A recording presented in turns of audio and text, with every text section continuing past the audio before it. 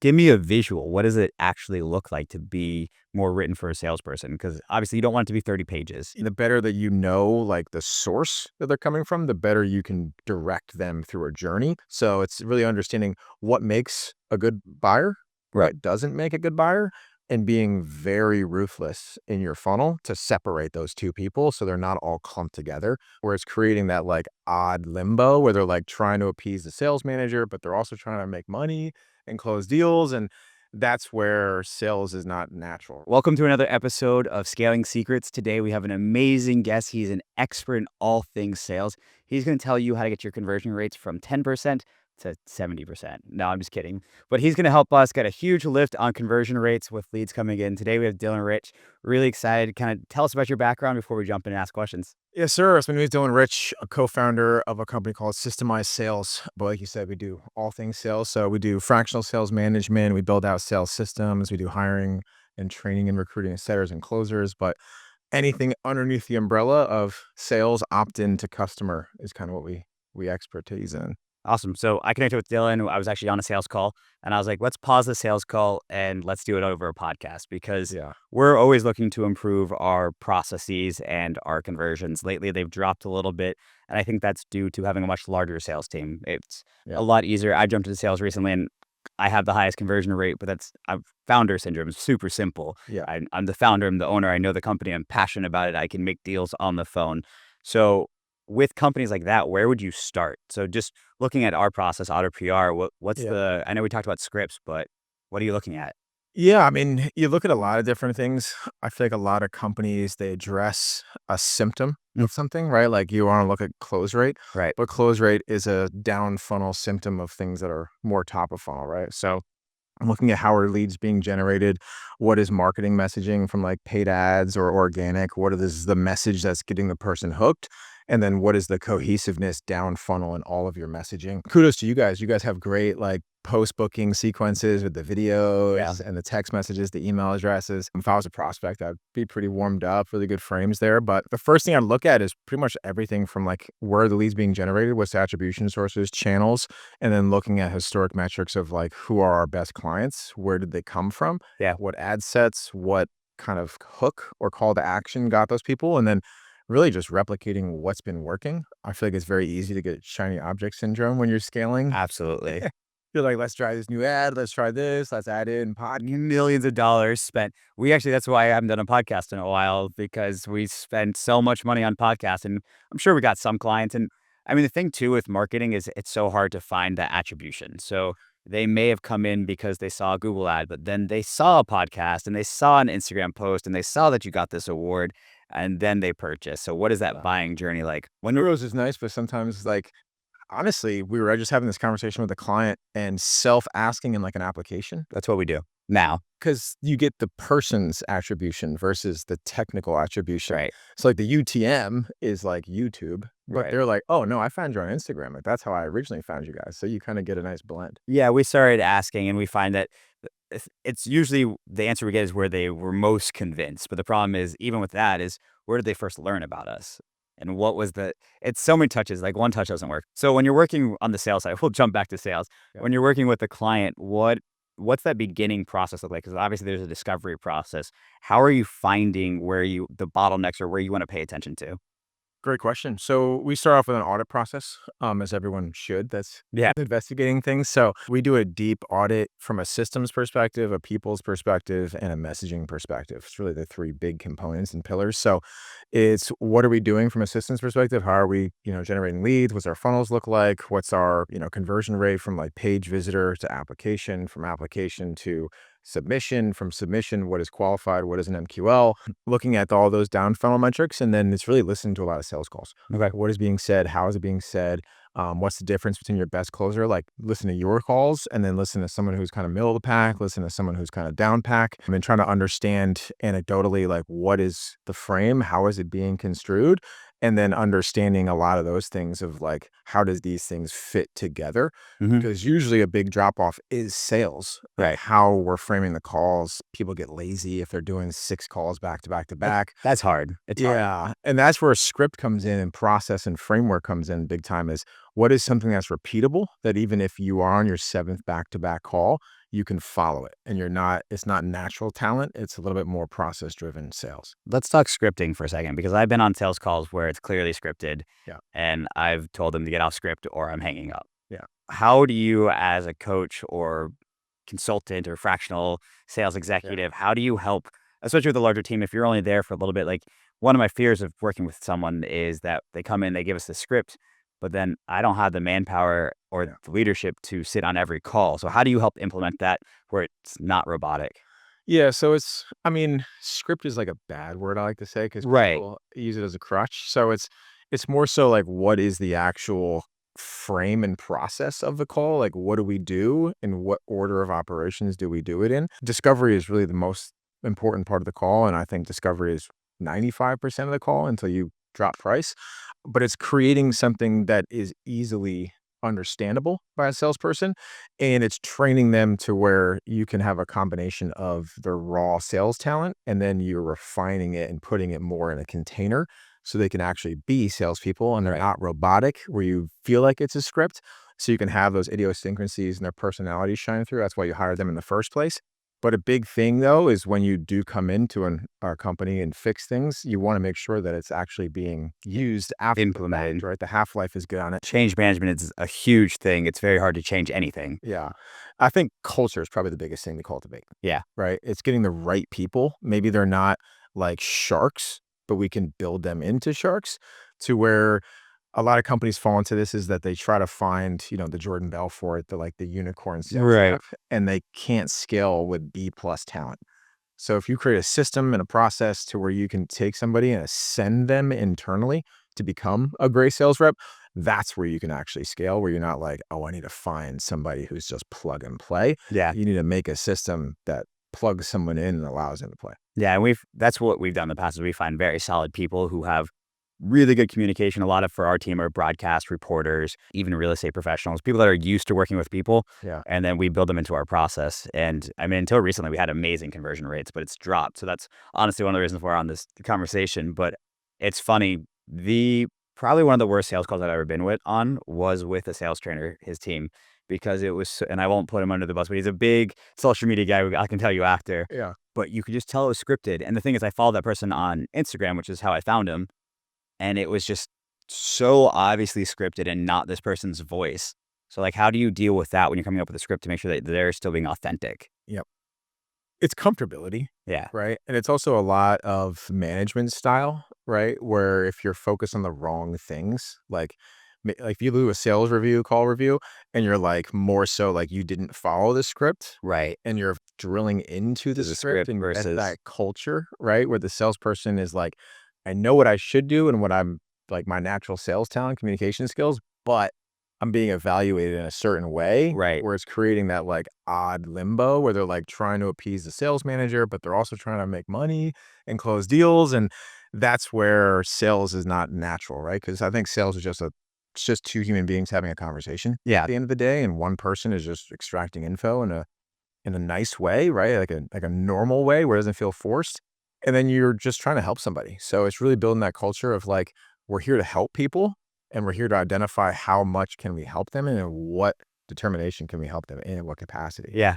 I like that. I definitely, I hate scripts. We have an outline for our team, but I think one of the things we need to do is go back and refocus on objection handling. And then enforcing the discovery part is a big piece. I think some of my team gets excited to tell them what we do without finding out what someone needs. We tried implementing an AI listening software that would help with scoring, Yeah. but like you said, it became too structured. It was like, did it to the point where like, and this was a year and a half ago, so the AI wasn't even what it is today, but Right. it would say like, make sure you have a warm greeting. And if they didn't use the word warm in the intro, because it was a bad software, but it just like it was funny because you'd go and listen, no, they greeted them like, but they didn't say warm greeting. So it's funny that script adhering to the script can be as much as a crutch as it is can help you. And we have it in two pieces. So one is the pitch, which is a more high level theoretical understanding of the offer of how you actually pitch things. Right. And then to your point, objection handling, my goal is to handle objections before they become objections, right? So you want to answer all the questions, and it's really coming down to like, what are the avatars that we talk to and how easily can we identify who that avatar is early in the call So then you could actually position the rest of the call. So you have like forks in the script Yeah. per se, or if this person is this type of personality type Yeah. or this type of business owner or this size business, you say something completely different than to somebody else that's looking for like UGC versus like a full PR campaign, right? Or something like that. Yeah. Let's talk about controlling the call, because I just had a call last week where I actually sent it to someone because it's the first time I've gotten bad review. Like, it was like the person wasn't happy with the call. So I sent it to someone for feedback and I lost control of the call. So how do you narrate a process with, let's say you're in discovery is where I find that I want them to talk as much as possible. So I kind of let them go wherever they want. But the person I worked with kind of said, hey, like, you want to drive them to where you want them to go. So you want to discover, but through your process. Walk me through if that's something you guys do and how you do that.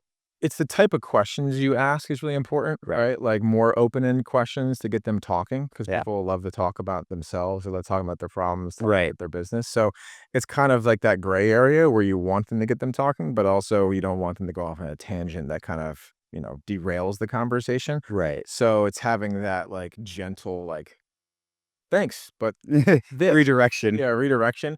And it's a lot of active listening, Yeah. right? Like listening and not waiting for your time to talk as a salesperson. Cause a lot of people, they're Mhm. excited, like, all right, great. I asked this question. I asked this question. I asked this question. All right, great. Now I get to say, yeah, about auto PR. Right? I'm And excited about I've that. I've seen reviewing some people's calls, not just on my team, but they'll ask all the right questions and they have the framework, but then they don't make their pitch based on the conversation. Yeah. So that's a big miss where I'm just like, no wonder you didn't close the deal, man. You pitched them on something they didn't ask for. Yeah. Super important is actually listening and Yeah. taking in that information, putting it in your sales brain, and then being able to ask pertinent questions based on the feedback that you're getting. So, I mean, every sales call should be relatively unique, Yeah. right? Because based on the information that you're gathering, you have your like preset questions, right? But it's asking tertiary questions to that first question. So it's like I always feel like just be like naturally curious, right? If someone says something, don't take it at face value. Or a lot of salespeople, they hear like a keyword, like, oh, they said this Yeah, thing. we offer SEO. Yeah, yeah. Yeah. Don't do that, right? Right. Withhold your urge. And it's just like, oh, great. Like, tell me more about that. Or like they tell you something, like, what's the natural question that you would have to that response? Right. And you go deeper and deeper and deeper. And sometimes it's just one thing that you just need to go deep on, right? Versus being too broad to where they're like, yeah, it sounds like a cool service, but I don't know if it's exactly for me, which you didn't identify that one thing as sticking point. So when you're building out, so I'm going to stick on the scripts for a while. When you're building out these scripts, I mean, we have a 25-page script with objection handling and things like that, which it's 4 years old, so it absolutely needs to be updated. But how do you make that actually usable? Because I'll tell you that I have a really good team. I bet maybe one of them has read the entire thing, and no one has read it in at least a year. Yeah. So how do you make this more of a tool than an SOP that's done to be an SOP? It's making it for a salesperson's brain, right? Because Yeah. like a salesperson is not an operations person. Right. So when you make it more operational, you need a salesperson to build the script versus somebody who's like, okay, here are our 7 avatars and here's the 17 objections that each 7 avatars have. I mean, that's kind of what it is right now. Yeah. I think it's just really product knowledge, understanding the marketplace, understanding the person and where they're at, and just having expertise like you do. That's why you are the best closer, is because you know so much. Yeah. About the world, about your business, about, case studies, reviews, you can pull something up. So you want to make it kind of organic. So it's really a lot of training and your onboarding process. So it's like, what are we training them on? In what order of process are we training them and onboarding them? We're not over inundating them with information. So they're not like too into the weeds, because that kills a lot of sales deals. So Yeah. it's like, again, it's that like delicate balance of training and then letting them be their organic salesperson self. Yeah. One of the things we did recently was take pricing off the website, which we're told it's going to help increase conversions. I'm not sure yet, but I think that one of the things we've done that's been really good for us and why we grew so fast is we made that purchase process really easy. You could purchase on the phone. And then the next step was an onboarding process. And there was a contract, but it was kind of built into this. So it wasn't like, okay, here's a 30-page contract. Go sign this, then hand me over your credit card, then do the onboarding process. Then it was literally just sign up over the phone, do this 5-minute form. You're good. We'll schedule an onboarding call. Yeah. So we try to simplify that. back to scripts again. Okay, walk me through. I'm just trying to digest because I'm an ops guy. Yeah. So what is it like? Give me a visual. What does it actually look like to be more written for a salesperson? Because obviously you don't want it to be 30 pages. Yeah, you don't want it to be 30 pages. It's more bite-sized, right? Okay. So it's more directive focused. I wish I could like screen share you Yeah, I know. a script. We can go after. Well, I will share something. Maybe we can give it to the audience as a freebie. Yeah, As a happy to do template. that. But it's structuring it in a way, and you have like different blurbs or talking points that direct it back on the frame, right? Gotcha. Like you said. So if you're starting to get derailed, you have your bank of things that you know you can kind of revert back to. And it's a lot of role playing. Okay. It's really what it is. It's like practicing on it, give them situations and scenarios, a lot of call reviews, a lot of popcorn role plays in sales team meetings. And it's even before that, the hiring process, right? Yeah. Is like, is this somebody who's a culture fit, somebody who wants to work for the business, not just make a bunch of commissions and is going to force deals that's bad for the business down the line? We had one of those, our best salesperson, but we had to let him go just because he was forcing deals that Yeah. they were not good clients afterwards. He was crushing it, made us money. It was very hard to let him go, but Yeah. the the the people just didn't know what they were buying, and so they'd come in and be like, "Wait, what?" Hmm. Yeah, so it's understanding your avatars, right? That's a big thing. Scripts around specific avatar problems, pain points, and problems, and then understanding like why do people buy and how do we get them to that experience? Because people don't do things unless they want to do them, Right. right? No matter how good of a salesperson you are, you're never going to get somebody to do something they're not going to want to do. It's persuasion, not convincing. Right. So you're persuading somebody based on their own information to make a decision that they know they already want to make, right? Because people don't book sales calls unless they're looking for a solution. So it's You would understanding. hope. Yeah. How do you 90% of the and I mean, that was actually gonna be my follow-up question, and I've forgotten about it twice, so I'm just gonna ask is, one of the things that we see a lot is people are early in their buying journey. So, time. again, I worked with someone recently just on a couple of my calls because I'm always trying to get better is some of the calls, they'd come in, maybe they were like, I would say, obviously a hot call that could maybe close on the phone, maybe like 70% towards a purchase, 80%. They've seen videos, they've seen the ads, they've seen the reviews, they've looked at the landing pages. That's obviously a good lead who's ready. But a lot of people come in where they saw one ad, they don't even really know what they clicked on, and they booked because we have a good enough enticing ad. I would put them at maybe a 20% or 30%. What's that process and how does it differ, like maybe in that script from someone who's 20% versus someone who's 80%? Yeah. So a big thing is systems to identify that type of lead Right. and put that to the right people in the sales team, right? So closing a warm lead versus a cold traffic lead So much is harder. literally two different sales processes. Right. So it's starts as soon as they book the call, right? Framing videos, follow-up, case studies, testimonials. And the better that you know like the source that they're coming from, the better you can direct them through a journey. Right. So if somebody's like coming in from like a YouTube video, which is, probably a highest intent, they follow the 7-11-4 rule if you're familiar with that. So those types of people will get a different journey than somebody who came in from like a cold ad Yeah. that has like a lead score, right? So lead scoring does a lot of our routing to salespeople. Mhm. And then we run a triage closer process. So if somebody is in that 20-30%, they're kind of on the fringe, maybe they have good application or good lead information. Right. You want to put them to somebody for like a 15 to 20 minute like phone call, not even a Zoom call. Just have a conversation, better understand them, warm them up, humanize the company, right? They're speaking with somebody, they're having a good experience, they're like guards down a little bit. Yeah. They understand all their problems and pain points, and then they would rebook them for like a Zoom consultation with a closer. So you kind of have like a two-step process. So that'd be more where you use like a business development representative to so we do email marketing, so let's make it real for me. Yeah. We do email marketing. Some of it I do a very small campaign in my own name. Sometimes people come in and it's Yeah. good relationship, good connection. They're ready to go straight to me. Some I see like they're like, I got on the call because of an email. Like those I should probably send to Yeah. a setter to at least educate them a little bit. Qualify them, Yeah. warm them up. Yeah. 'Cause I mean, the big thing about scale is just calendar optimization, Right. right? Making sure that you have the right calls on the calendar for the right people at the right times, right? So the more that you can identify those things that make it a 45-minute call versus a 15-minute call, you're gonna have happier salespeople, you're gonna have a better conversion rate, and For you're sure. gonna have a better filtering process to where your closers are like, "Dude, I'm talking to like 10 people a day, but 7 of those 10 people are nowhere near ready." And Yeah. Yeah. We had to change from marketing because that's what it was, is now we're a little bit slower in the marketing, but everyone more are coming in qualified. So we've less calls, but higher conversion rates. So it's like that balance. And it's kind of the same thing with raising your prices. It's like you're going to sell less, but are you going to sell with the higher pricing? You're going to sell a little bit more. It's just this mathematical equation. It's all math, it's all and understanding like what is the fruit that's being derived Right. so you can actually weather that mental storm, right? Because when you're scaling, your things don't, the thing that got you from 100K to 500K is not going to be the same thing that gets you from 500 to a million. Right. And then there's a whole different thing to go to 1 to 1.5, right? And so it's like you have to grow and mature as a sales process based on your level of scale and your team. Because when you go from those numbers, you have all new people. That's why onboarding is so important and culture is so important. So it's again, all those top funnel things that show in your conversion. Yeah. You got to identify them before they And impact. we found historically, anytime we make, especially pricing change, if we make a decent pricing change, we lose conversion rates for a while because we have to retrain the team and re-educate and restaff sometimes on that new service, because what was $500 can't necessarily be sold by the same person at $5,000. Yeah. So it's reframe that value proposition and making sure that they know how to talk to that new audience, because I could sell my service for $100,000 a month.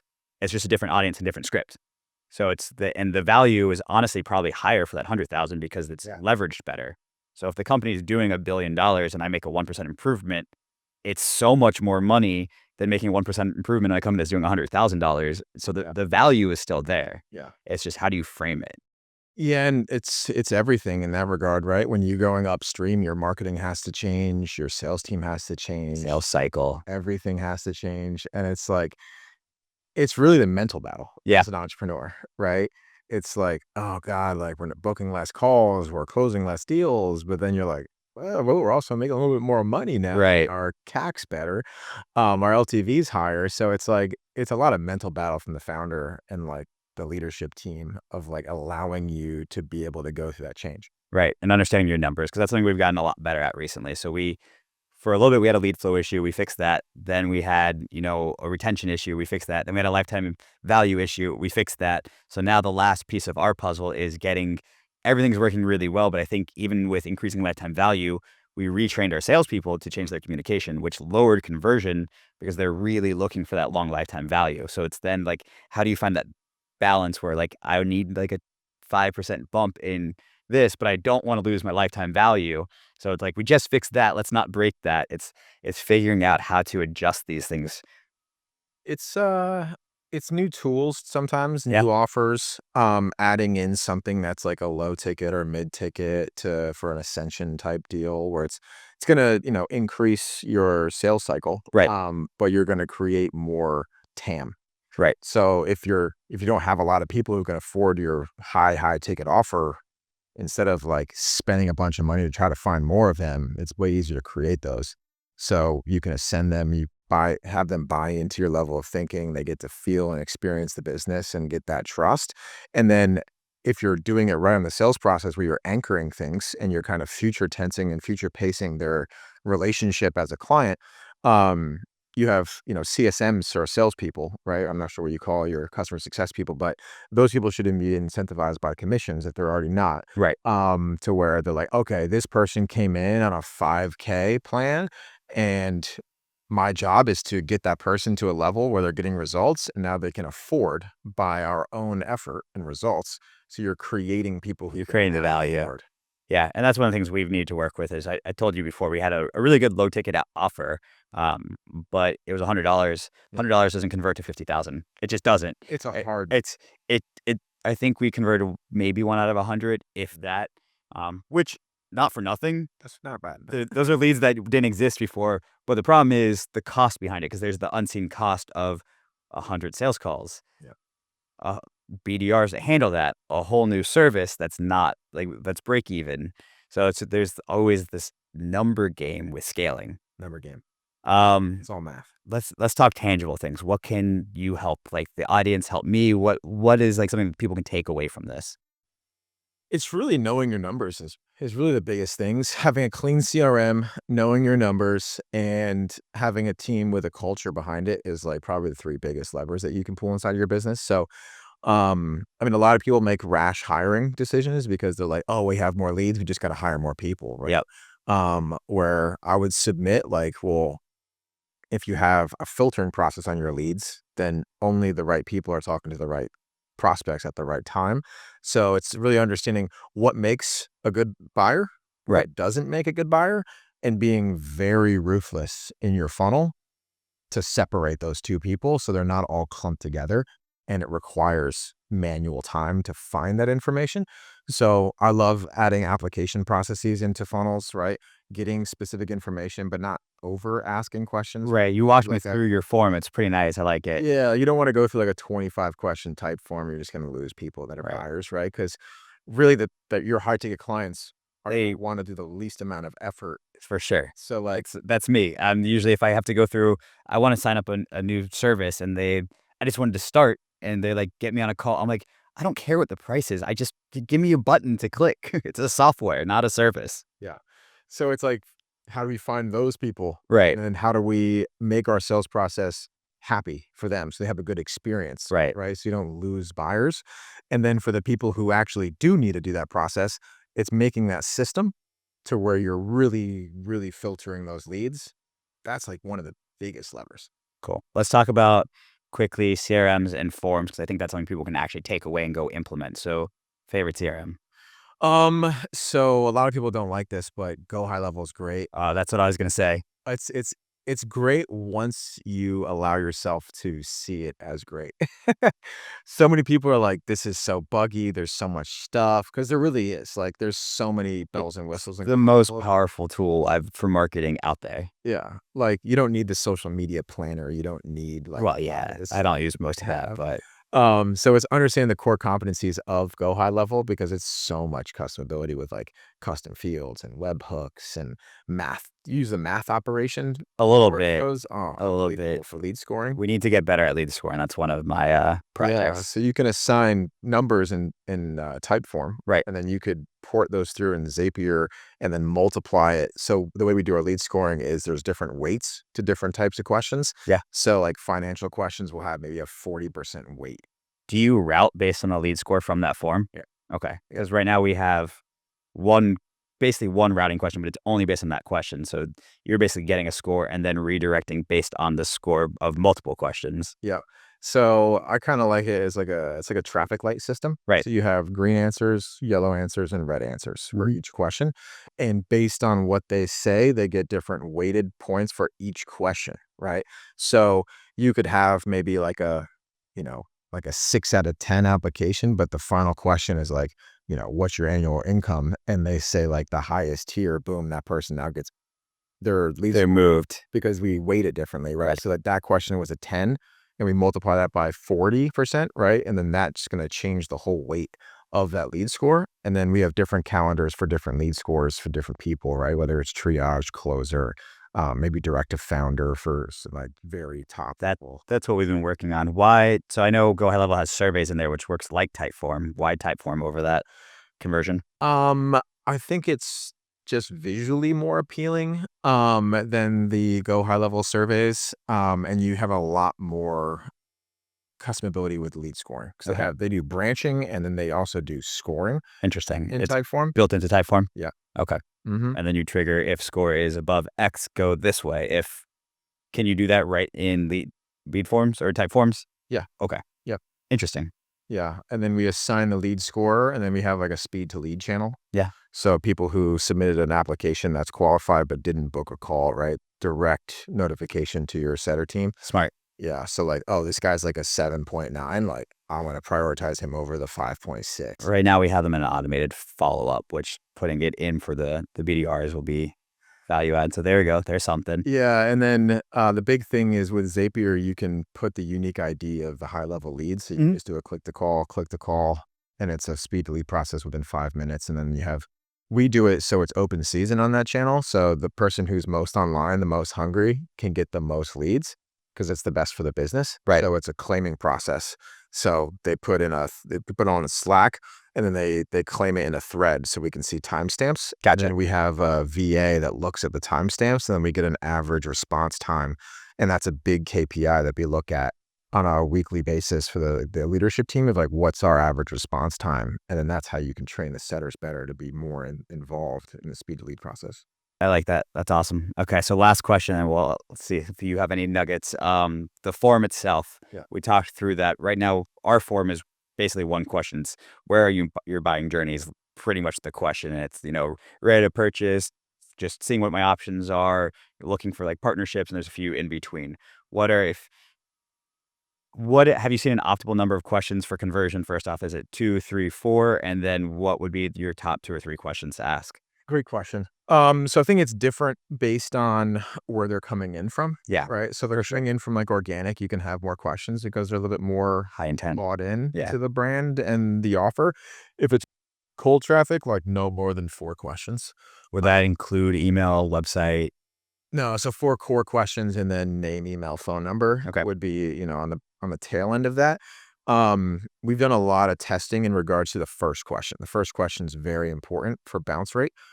I mean, obviously, your most bounce rate will always be the first questions. Right. Having that question really geared towards like what they actually want and what they've consumed up until that point, right? So, if you have a ad campaign talking about, a specific PR, that question should be like, what are you currently doing for PR and have different options there, right? So it's like cohesive or like, oh, this isn't like they're trying to sell me Yeah, it's just super direct. do they have any yet? Yeah, Okay. and then it's building a story. So, like, that question you mentioned of, like, where are you at in your buyer's journey? Like, that's very, like, probably, like, Yeah. like, am I ready to buy? I don't even know these guys. Like, who are I these? mean, most people say no, but I did make a sale on Friday. Someone said, "I'm ready to buy," Yeah, and they booked for Tuesday, and I called them 3 minutes later and said, "Credit card number?" yeah, Not that directly, yeah, but we had a really good sales call, and I was able to close over the phone, but that's because he literally told me yeah. that he was ready to pull out his credit card. So it's like, that's cool. That's a great story, but, like, at a scalable thing with, like, people, not the founder, The right? psychology. Well, yeah, Yeah. that too. You wanna build the questions kind of like backdoor type questions, right? So, like, we had a really good example. We just did a massive event for a client. They did a 5-day challenge, Okay. and then we did 2 different types of applications based on like day 3 and day 4, they got an application that was more direct. And then day 5, we had more something that was indirect, right? So the way we're asking questions, especially for that audience, they're kind of a financial sensitive type audience. Yeah. So the way we had to word our questions had to be very sensitive Right. to where it felt like they were actually giving us information for their benefit versus our benefit, like psychologically speaking. So Yeah. they're like, how would this thing impact your current situation? And like that one was an open-ended question, right? We didn't even Interesting. do that because we wanted them to To kind of answer. tell us some pain and we get a little bit of an understanding of who they are. We ask questions in regards to like, where do you live? Because that's a very big one for this specific offer. Like if it's an international offering, but most of the people, US based, Canada Right. based, UK based are going to have Same. the finances, right? Right. So asking questions like that, you know, um, annual income is always a good one, but sometimes you got to ask that in an indirect We way. took it off recently. I put it on, take it off. One of the reasons why I took it off is because I can always enrich it with AI. So if they have a legitimate company, I can just pull it from Clearbit or Apollo or something. Or clay or something like that. Yeah. Um, so yeah, I mean, to answer your question directly, it's like, how do we ask the questions that we need to know who they are and where are they at? Okay. So it's a lot of testing, Yeah. you know? Um, Especially for different audiences and different offers. Because again, we organic versus like we have email, which I want to go optimize our email funnel right now, especially after this is like setting that to the right person who's trained on specifically this piece of it. and I mean, a big thing is like feeding a GPT bot a bunch of sales calls Yeah. and then having it think about like, if I We was have to, hundreds of them. Yeah. yeah, so you feed it like hundreds of transcripts and then you ask it like, okay, what would be the best 4 questions for us to qualify? And if you tell GPT like these people we want more of, these people we want less of, kind of like a pixel, Yeah. then it can start to actually help you formulate what would those questions be. Obviously, don't copy and paste GPT type form questions, but then you're just going to give it a little bit of direction, Yeah. right? So that's been super valuable for us building applications. Cool. Any last minutes of The name of the podcast is Scaling Secrets. Any last minute secret, one shiny nugget for everyone? One shiny nugget for everyone. I wish there was a shiny nugget for sales. I really do. I think it's just doing the right things for a long enough time period, with enough time horizon for it to actually work Yep. before you continually change. I think is the biggest piece of valuable advice I give to a founder is like, keep doing it long enough to see if it actually works versus giving it like a 2-month time horizon and then cutting bait and then trying something new. You're just going to stay on that perpetual hamster wheel, right? For sure. Like we had a client, they were doing like, I don't know, 6 to 16K a month. We're on pace to do like 850 this month, Awesome. 7 months later. That's great. But the real big thing was just like making sure our application was really good on that offer because we kept routing the wrong prospects to the wrong people and our sales cycle was super lengthened. But by doing that, we were creating buyers, we were having good conversations, and then it started to bear fruit 2 months, the sales cycle. Oh yeah, So we found out our sales cycle was 2 months. So we had to keep doing it, grinding our nose to the grindstone. And like the client was like, hey, like revenue is not going up. And we're like, it's the same thing with marketing. I mean, it takes it's time. taking time. So it's really that exposure, Cool. right? To letting it not work until it works. Honestly, we had been using Go High Level for years, but our CRM was an active campaign because it was the first tool we used. Yeah. And switching CRMs is, especially the automations, we had a brutal. But now Go High Level has fixed so many things, like the calendar system. We're transitioning our phone system and calendar system to Go High Level. It's just counting.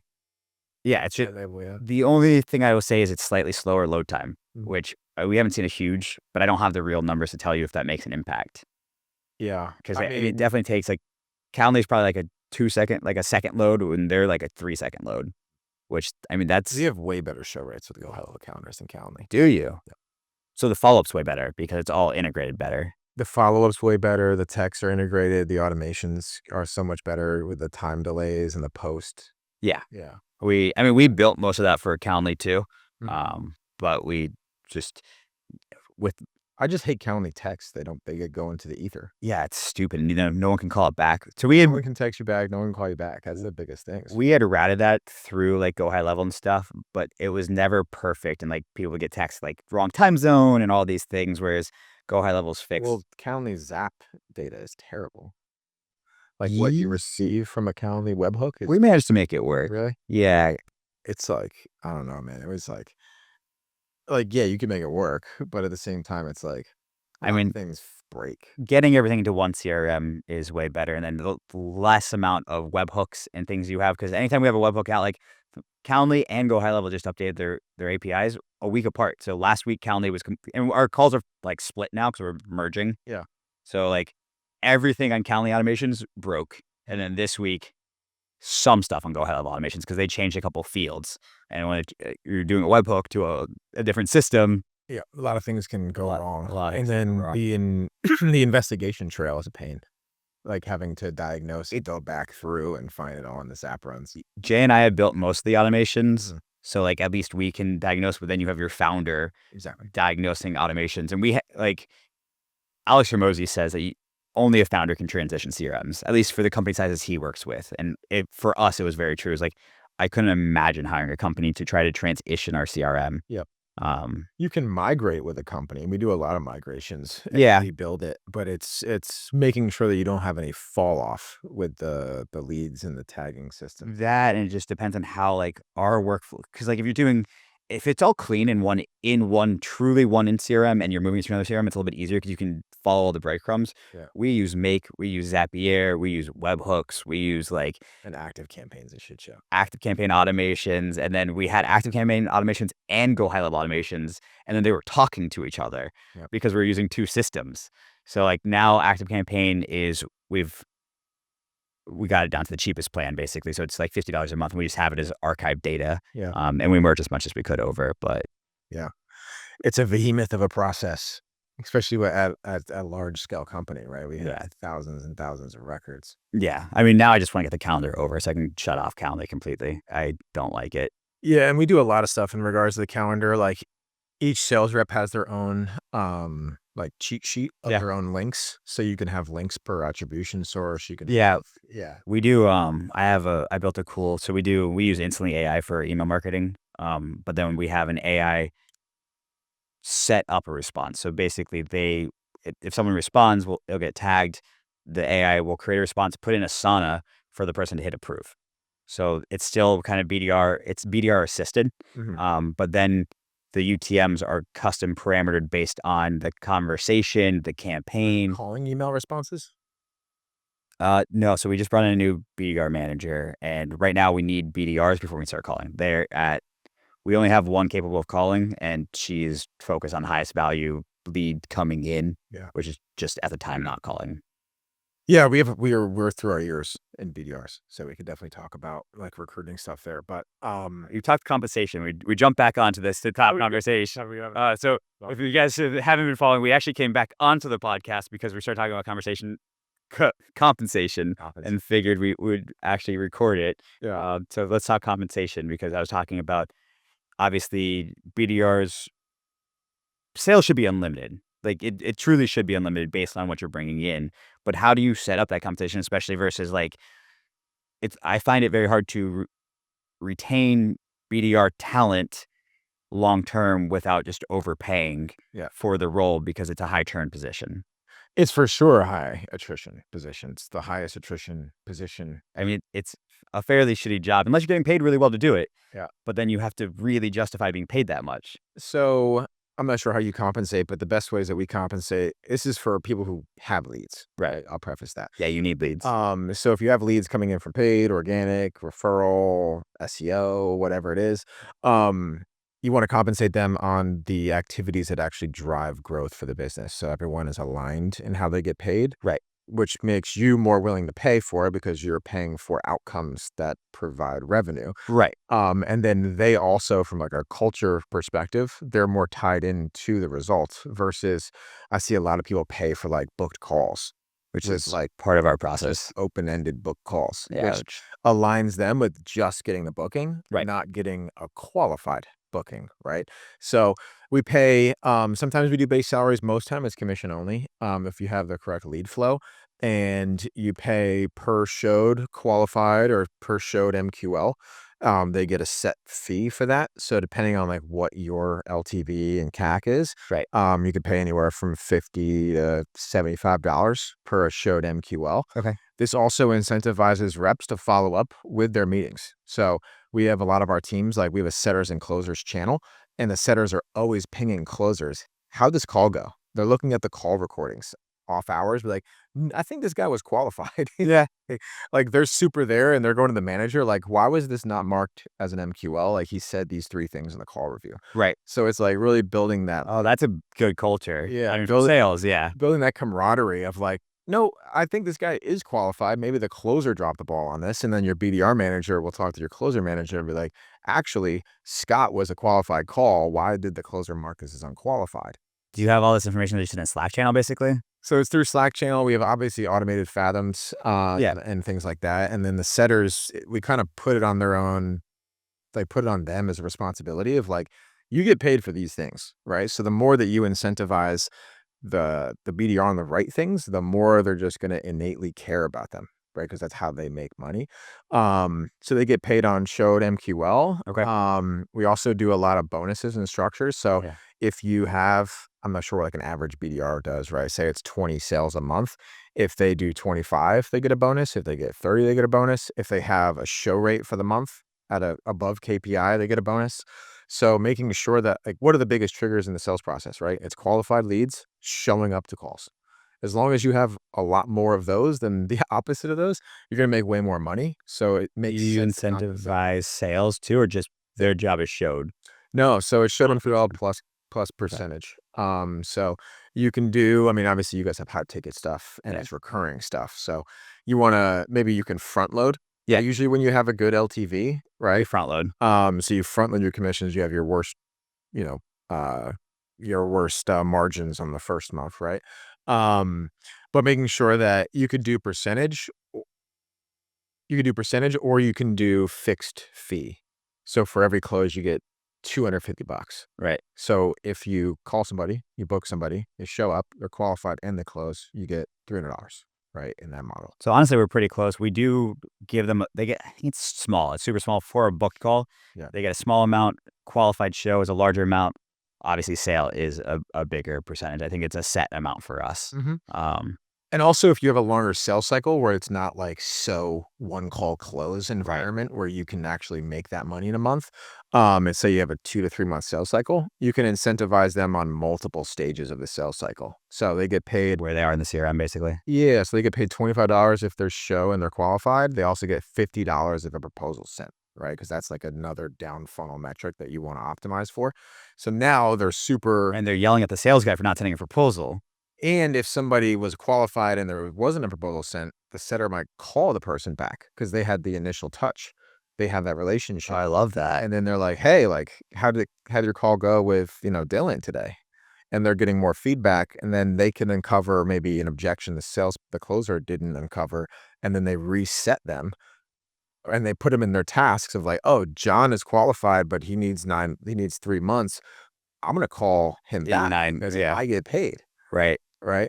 So it's that culture and incentivization around the things that actually matter. So, and this might be a structural issue on how we frame it, but a lot of our BDRs do setting through like incoming and they don't necessarily call. They just, people need help scheduling. Yeah. So they're, in a sense, I mean, they're helping set, but they're not adding that extra value, which has been what we're moving towards, is really figuring out how to get them to like actually do the things that you're saying. Yeah. But they've also had it, is why we need to hire, is we've had capacity issues where like we'll get 200 incoming messages a day and then their job is just to respond timely.